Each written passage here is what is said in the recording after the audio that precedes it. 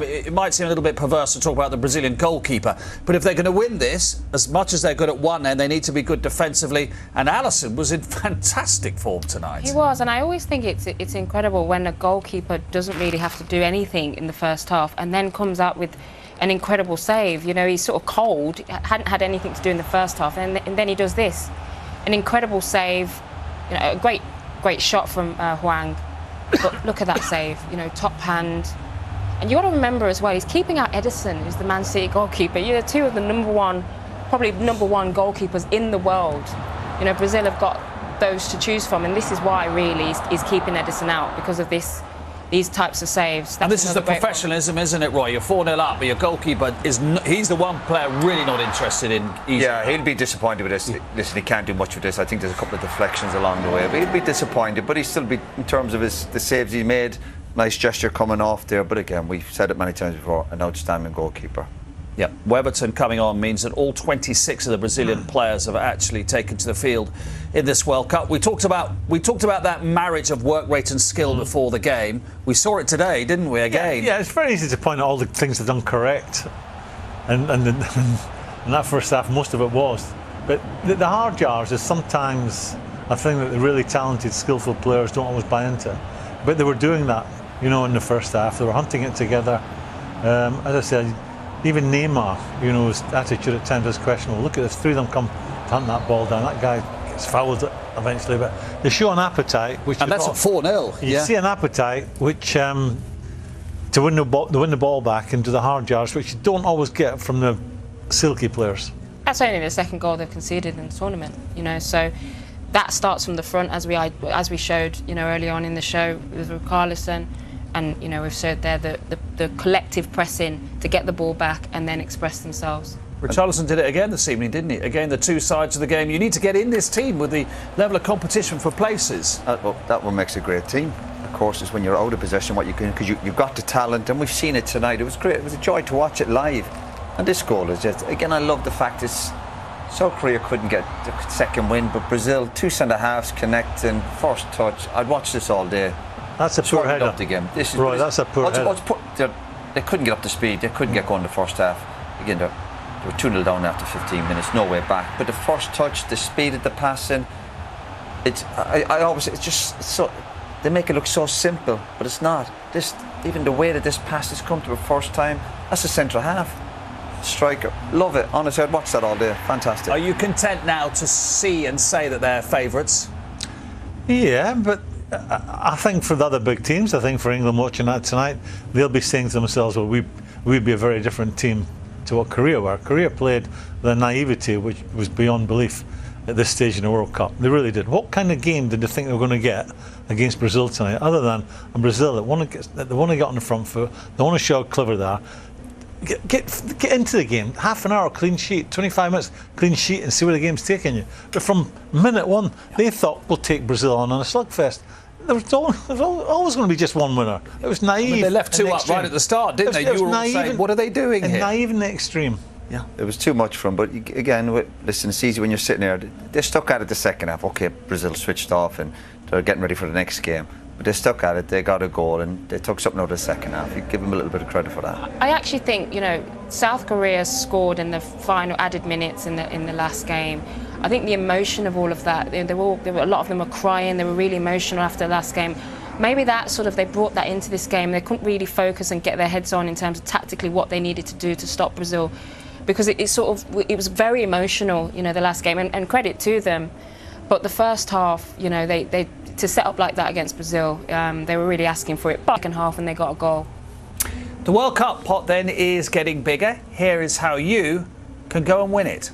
Charleston's having an extremely good World Cup, and Neymar, with his blonde locks, fit again, back on the pitch. Roy, what about Neymar? That's in a way a perfect game for him, just to ease back into it, wasn't it? Perfect. Obviously, he missed the last couple of games. He's back. He scored tonight.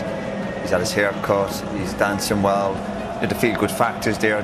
Physically, the game wasn't that draining for the players. You look at Croatia, they're playing extra time penalties, which all helps in the preparation.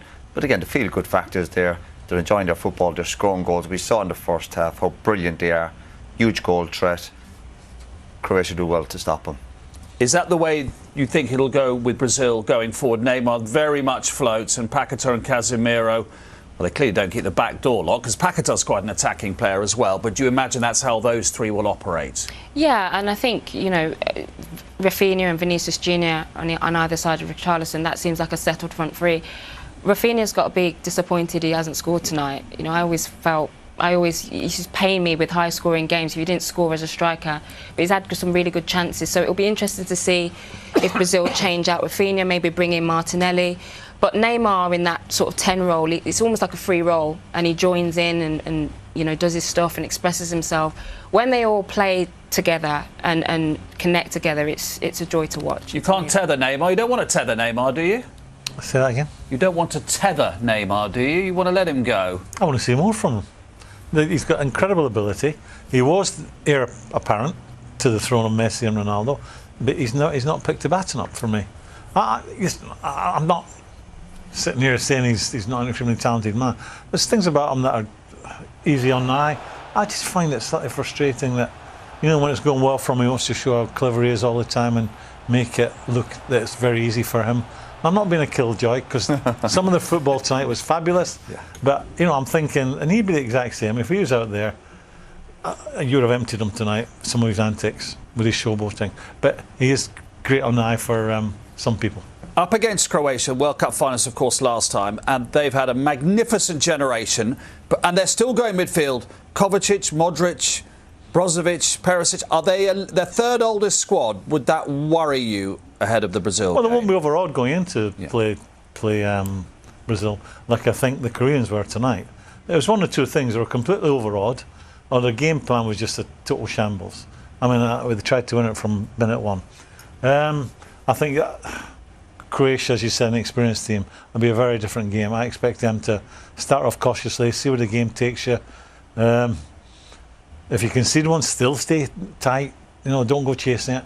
And then you get into the second half, and then if you feel you have to chase it. But I thought Brazil for 45 minutes, this easy on the eye, but they had a very easy game against a very ordinary and naive Korea this evening. I think Croatia would do well to watch how Serbia stopped Brazil in that first game. I know it feels like ages ago it was the first game, but if you watch that game back, Serbia blocked out the centre of the pitch and forced it out wide, and then sort of doubled up out wide, and players started getting frustrated. Neymar started getting frustrated. Second half was different. You know, they got the goals, but I think that was a very good way of stopping Brazil getting into their flow, certainly in the first half.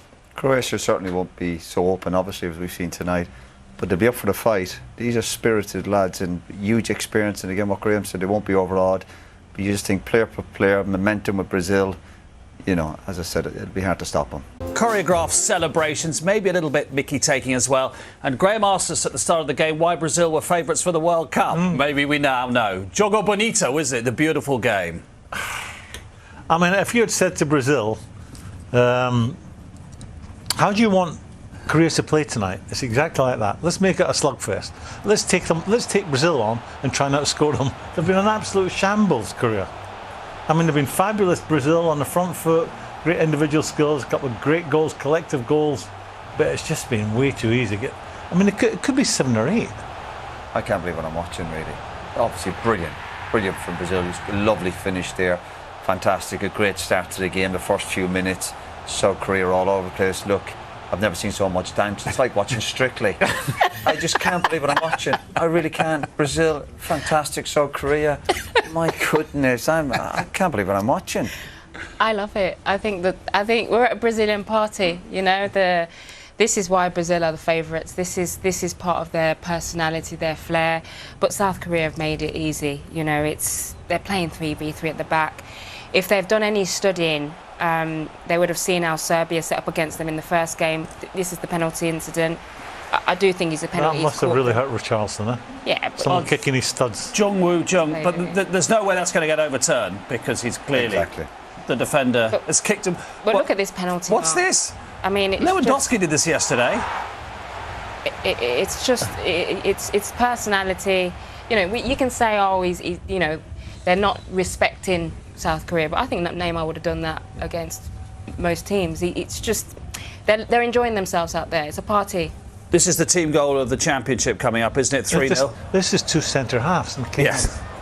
and Silva. I don't know what this is. A head tennis head.